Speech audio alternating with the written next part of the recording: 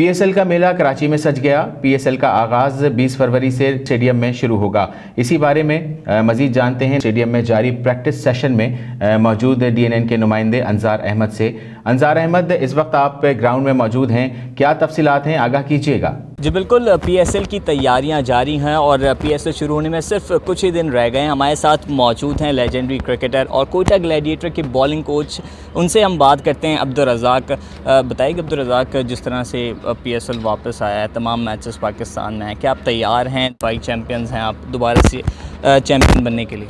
देखिए, डिफेंड करेंगे ट्रॉफ़ी को इंशाल्लाह, और जिस तरह का हमारा कम्बिनेशन बना हुआ है, और अच्छी बात यह है कि पीएसएल पाकिस्तान में हो रही है और होम कंडीशन का बड़ा एडवांटेज होगा। हमारे जितने भी लोकल्स प्लेयर्स हैं, जैसे हमारे अहमद शहजाद है, उमर अकमल है, ये काफ़ी अच्छा परफॉर्म करेंगे मुझे उम्मीद है इस टूर्नामेंट में, और बड़ा अच्छा होगा अगर इस बार भी कोयटा जो है ये ट्रॉफ़ी जीती।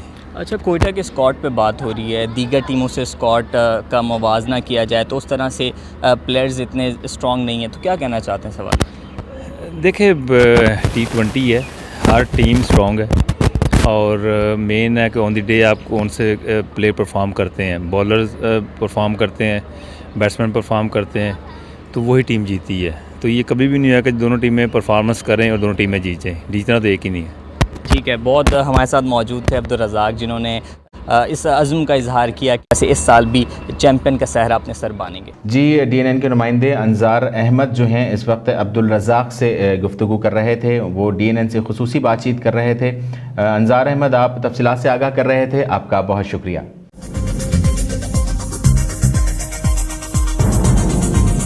न्यूज़ से अपडेट रहने के लिए हमारे चैनल को सब्सक्राइब करें और बेल आइकन पर क्लिक करें।